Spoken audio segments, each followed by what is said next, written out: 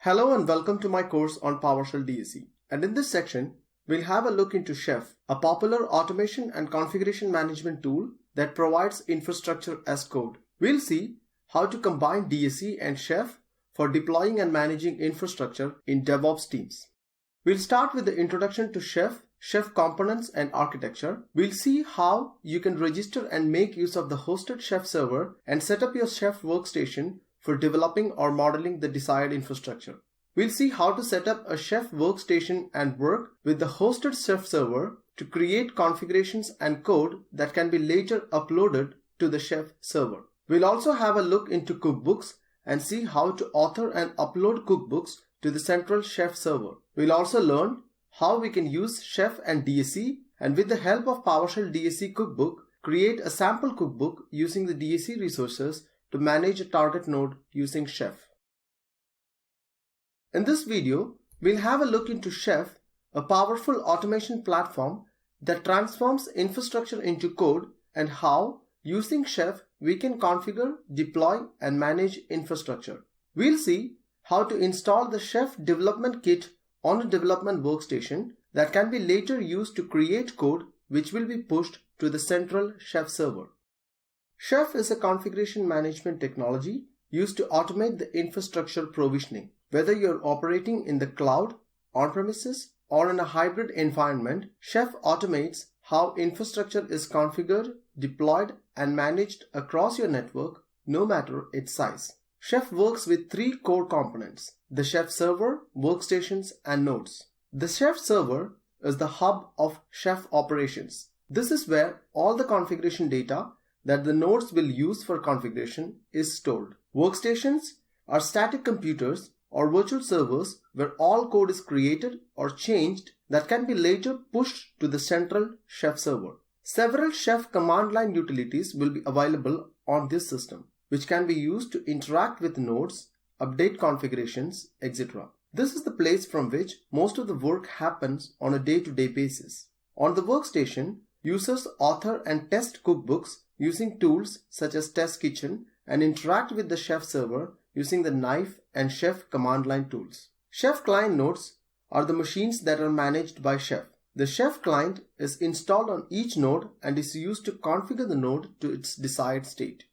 A Chef workstation is any computer configured to authenticate with the Chef server. Workstations are set up to use the Chef development kit and interact with only one Chef server, and most work will be done in the Chef repo directory located on the workstation. The Chef development kit contains everything that is needed to start using Chef, including the Chef and Knife command line tools. You can install the Chef development kit using Chocolatey or by manually downloading and running the installer. Chef is a command line tool to work with items in a Chef repo. Using the Chef tool, you can create cookbooks, recipes, etc. on the workstation that can be later uploaded to the Chef server. Knife is another command line tool to interact with nodes or work with objects on the Chef server. Using the Knife tool, we'll be uploading the cookbooks and recipes to the Chef server and bootstrap the nodes to run the configuration. The Chef repo is a repository structure in which cookbooks are authored, tested, and maintained. The Chef repo is always version controlled. It stores information and history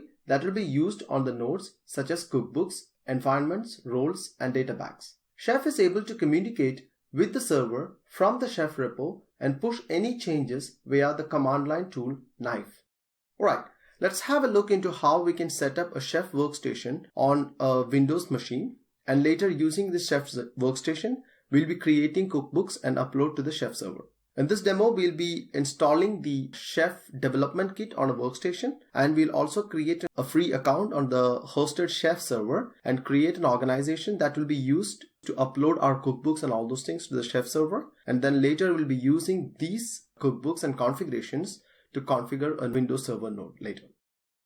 Alright, so this is my PowerShell command prompt, and I'm going to install the Chef DK. I've already installed the Chef DK on this machine. But what you can do is, if you're installing it first time, then you can use the Chocolatey. So you can say choco install chef dk and press enter, and this is going to download and install the package on your machine. Because I've already installed it, it says that the Chef DK is already installed, so I don't need to reinstall it again. So once this is installed, the next step you have to do is to create a chef repository. The next step after installing the chef DK is to configure a chef repository.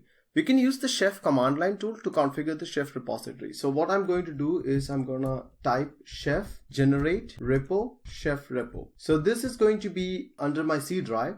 It's going to create a folder chef repo and create the required folder structure underneath it to configure a chef repository. So if I press enter now, it's going to take some time and the command line tool is going to generate the chef repository for me with the required files and folder structure. And once it is created, we will be using Visual Studio Code to inspect the folder structure and see what all files and folders are generated using this tool. So it's completed now. So I can now go into the chef repo folder and I'll be using Visual Studio Code to open it. So if I press code dot, it's going to open Visual Studio Code on the folder. And you can see that it has created a lot of files and folders for me inside the structure. What the next step we have to do is to add this chef repo into version control. So we need to configure a Git repository and upload these files into the repository so that we can later use the features of version control to track the history and all the changes that we have made to these files. For that, I have actually configured a project in Team Foundation server. So I've configured the Git repository. So I'm going to use this for the first time. So I have to initialize the Git repository and then use these commands to add the files to the remote server. So I'm copying that file and then I'm coming here and I'm saying git init. So it has initialized the Git repository. And what I'll be doing is I'm going to add this to the remote repository. If I say git status now, it has saying that all these files will be committed. So I will be just adding these files using git add dot and git commit -m added files from the chef repo. Now it has committed all those files. The next we have to do is to push these files to the remote repository. So I'll copy this line from here and then I will come back here and I'll just say git push -u origin all. So it's going to push these files to the remote repository. So once it is pushed, we can always go back to our remote repository and refresh this page and we can see that the code is uploaded to this particular repository. So you can see all the files listed over here. So that's how you create a chef repository, and this is the place where you'll be working with your chef configurations and cookbooks. Next, we will be creating a free account on the chef server and create an organization to work with these repositories, or these cookbooks and recipes. For the first time, before you have created chef account, if you don't have a chef account, you can always go to the manage chef IO and sign up for a free account. So if you can give your full name, company, email address and username, and then you can start with a free hosted chef account. Once you have provided this information, because I've already done it, so you can see that this is the page where you land in after you sign up to that particular chef server.